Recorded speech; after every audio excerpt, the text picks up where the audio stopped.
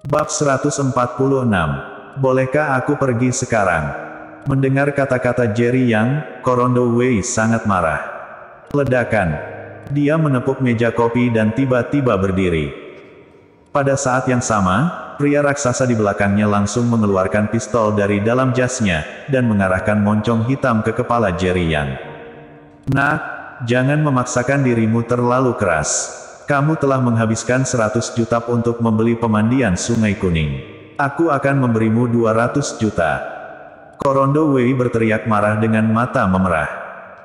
Dia lebih tahu dari siapapun betapa pentingnya pemandian Sungai Kuning. Yang terpenting adalah karena kejadian ini, kepala keluarga Wei sangat mempertanyakan kemampuannya. Meskipun dia telah ditetapkan sebagai pewaris, sebelum menjadi penerus, posisi pewaris sewaktu-waktu dapat hilang. Oleh karena itu, bahkan jika dia mengeluarkan 100 juta RMB untuk mensubsidi Jerry Yang, dia masih harus mengambil pemandian Sungai Kuning. Jerry Yang menyipitkan matanya, masih dengan tatapan tenang itu, duduk di sofa, bersandar, dan berkata sambil tersenyum, "Bos Wei, apakah kamu akan membeli dan menjual dengan paksa?" Meskipun mereka tidak berhadapan dengan orang yang sama, mereka semua bertindak dengan gaya yang sama. Jerry Yang, apa sebenarnya yang membuatmu mau menyerahkan pemandian Sungai Kuning kepadaku? Korondo Wei menarik napas dalam-dalam, berusaha menahan amarahnya sebanyak mungkin. Jerry Yang menyipitkan matanya dan berkata, "Bos Wei, bukan tidak mungkin memberimu pemandian Sungai Kuning. Selama kamu menjanjikan satu hal, bahkan jika itu diberikan kepadamu secara gratis, tidak ada masalah." Jerry yang baru saja tidak mau menyerahkan pemandian Sungai Kuning, dia tiba-tiba mengatakan itu, yang membuat Korondo Wei tiba-tiba waspada. "Apa yang kamu ingin aku janjikan padamu?" Korondo Wei bertanya dengan wajah dingin.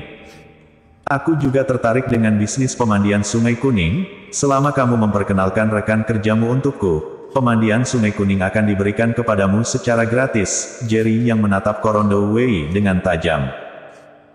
Kejutan melintas di mata Korondo Wei, dia masih berpura-pura bingung, dan berkata dengan cemberut, "Bukankah pemandian Sungai Kuning hanya tempat untuk mandi? Aku tidak punya rekan kerja sama."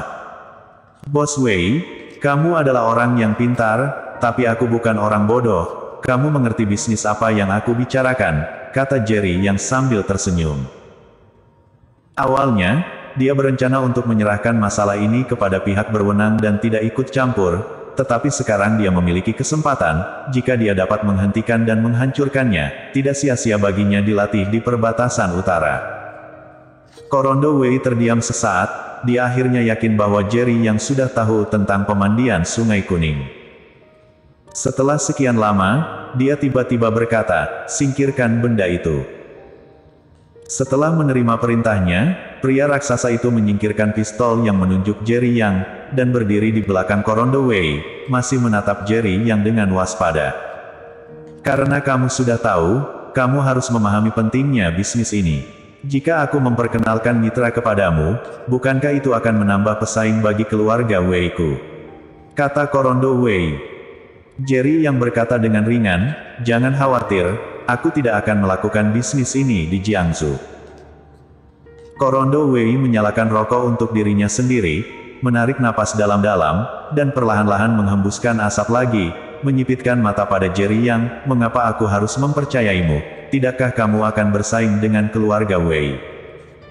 "Percaya atau tidak, karena pemandian Sungai Kuning ada di tanganku, aku akan mengendalikan bisnis di Jiangsu."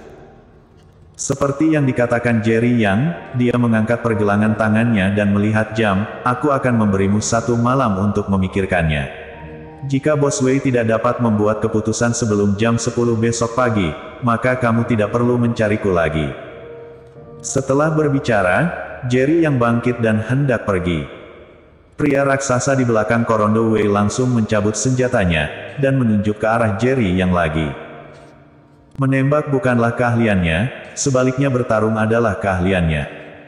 Alasan mengapa dia mencabut senjatanya adalah karena dia merasakan paksaan yang hebat dari tubuh Jerry Yang. Jika dia benar-benar ingin bertarung, dia tidak bisa menjamin keselamatan Korondo Wei.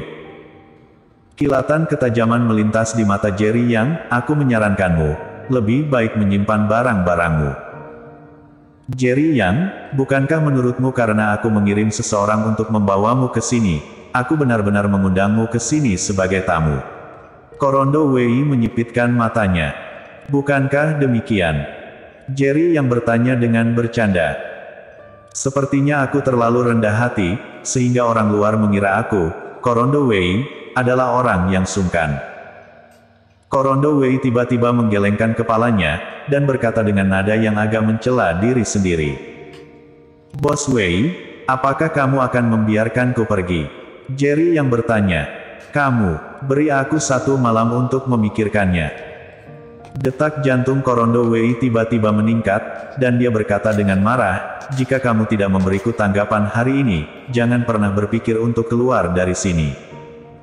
Apakah menurutmu anjing sepertimu bisa mengancamku dengan besi tua itu?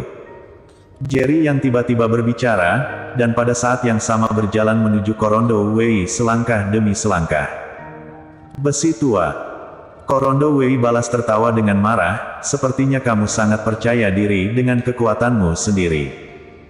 Hentikan.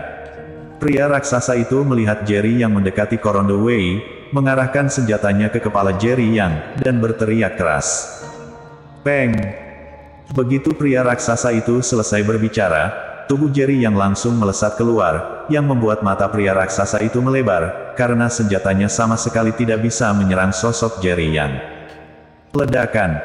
Detik berikutnya, tangan Jerry Yang sudah berada di atas kepala Korondo Wei, dan dia dengan kejam menekan kepalanya ke meja kopi.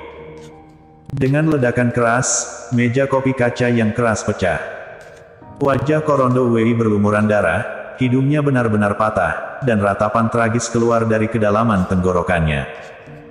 8 pria kekar yang menjaga pintu bergegas masuk ke dalam, ketika mereka mendengar ratapan Korondo Wei. Bos. Melihat keadaan menyedihkan Korondo Wei, semua orang terkejut. Setelah beberapa saat, mengepung Jerry Yang di tengah. Wajah pria raksasa itu pucat, dan dia memegang pistol di tangannya, tetapi dengan gemetar, dia tidak berani menembak. Dia merasa dia tidak akan bisa mengenai Jerry Yang, sebaliknya dia akan langsung dibunuh oleh Jerry Yang. Bunuh dia, bunuh dia. Korondo Wei meraung. 8 pria besar yang membawa Jerry Yang segera bergegas menuju Jerry Yang. Kilatan dingin melintas di mata Jerry Yang, dia menggerakkan kakinya, dan langsung menghilang di tempat. Ledakan. Saat dia muncul kembali, dia melihat tubuh pria berjanggut itu terbang tinggi. Ini belum berakhir, Jerry Yang seperti iblis, sosoknya berkedip, setiap kali dia bergegas ke depan seseorang, itu adalah pukulan yang sangat mudah. Dalam waktu kurang dari 8 detik, 8 pria besar itu jatuh ke tanah dan melolong. Di seluruh ruangan, selain Jerry Yang masih berdiri, hanya tersisa seorang pria raksasa dengan senjata. Tangannya yang memegang pistol terus bergetar, dan tubuhnya gemetar tak terkendali. Dadada. Langkah Jerry Yang seperti mendekati kematian, dan pria raksasa itu semakin gemetar. Kamu, jangan datang ke sini, atau aku akan menembakmu. Pria raksasa itu berkata dengan gemetar. Jerry Yang tersenyum jijik, sampai dia mendekati pria raksasa itu tidak berani menembak. Jerry Yang mengulurkan tangannya untuk meraih pistol, dan pistol itu jatuh ke tangan Jerry Yang tanpa usaha apapun. Retakan. Dalam keterkejutan pria raksasa itu, pistol yang terbuat dari baja itu langsung bengkok. Apakah ini benar-benar kekuatan manusia? Pria raksasa itu menyerah, dan dia jatuh ke tanah, tatapan matanya kosong. Aku sudah mengatakan semuanya, itu tumpukan besi tua, tapi kalian tidak percaya. Jerry Yang dengan santai melemparkan pistol yang bengkok di bawah kaki pria raksasa itu, berjalan menuju Korondo Wei yang sudah ketakutan, dan menginjak wajahnya. Bos Wei, bolehkah aku pergi sekarang? Bersambung.